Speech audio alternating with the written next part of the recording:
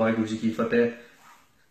This is a video review for Sri Guru Panth Parkash, which is considered as the original history of the Khalsa. So it's comes in 2 volumes, which I purchased from the Turiya bookstore, and I'm finished the first volume. I'm partway through the second one, and it's from what I've read so far, it's been absolutely mind blowing. The Panth Parkash really brings our history to life through these pages, and there's so many amazing examples of heroism and of bravery throughout it. But there was one Sakhi which I was reading the other day, which I thought I'd share.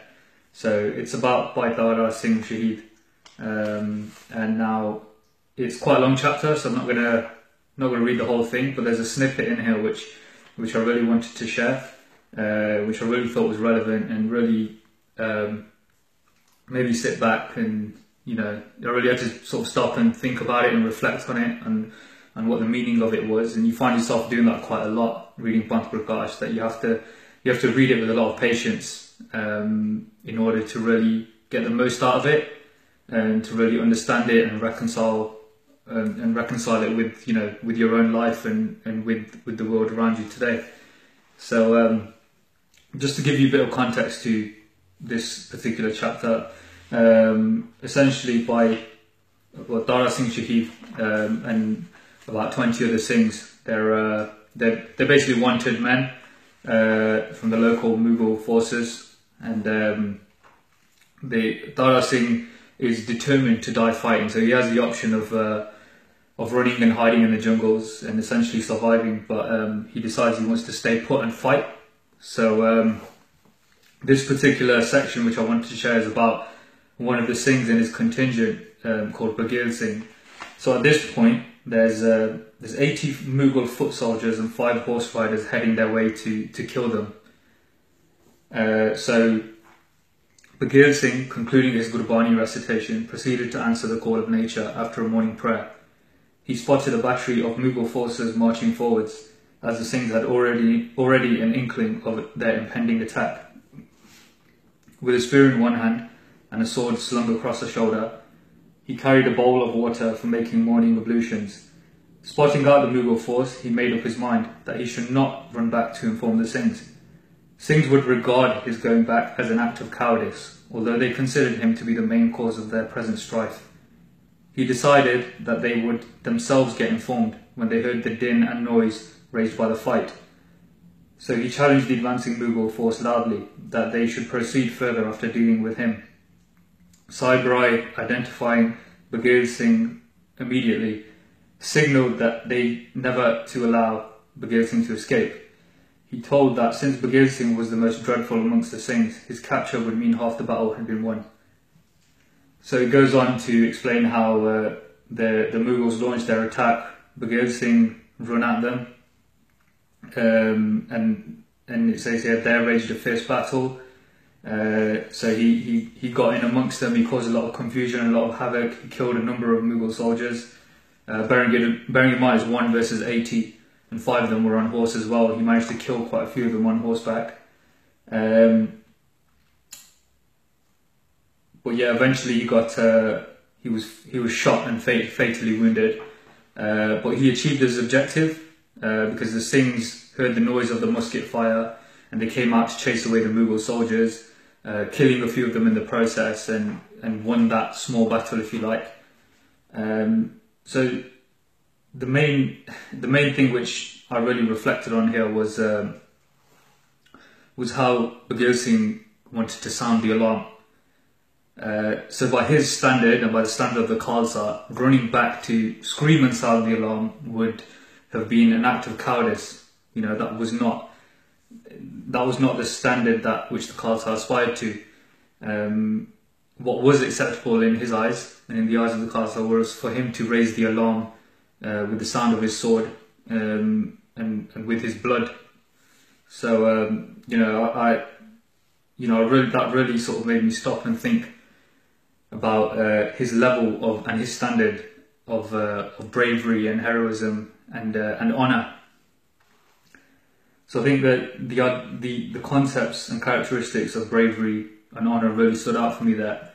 And the first thing I sort of do when I read something like that is I look in the mirror and I see how I measure up against that standard.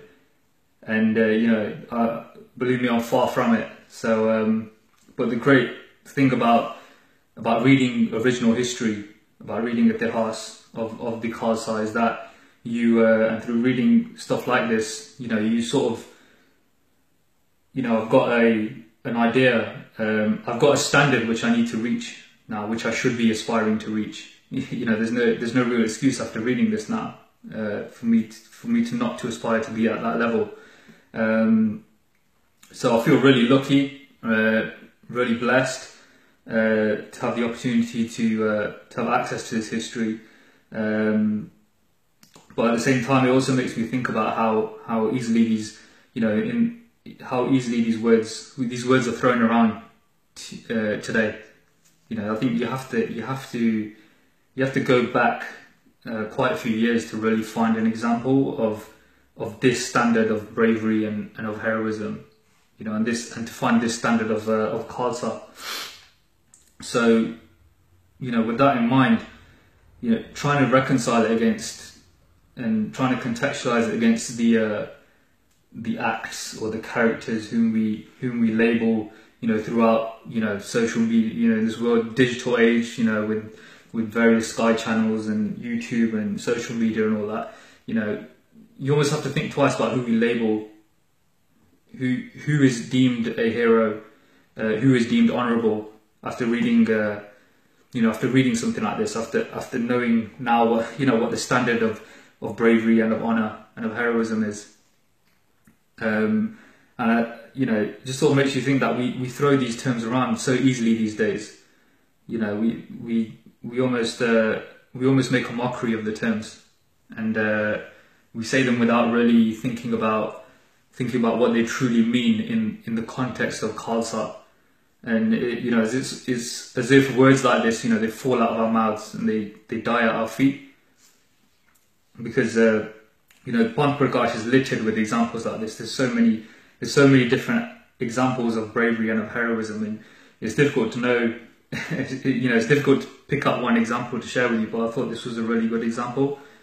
So it just goes back to my original point of the importance of reading your original ithihaas and learning it, so that sort of you're able to bring it to life.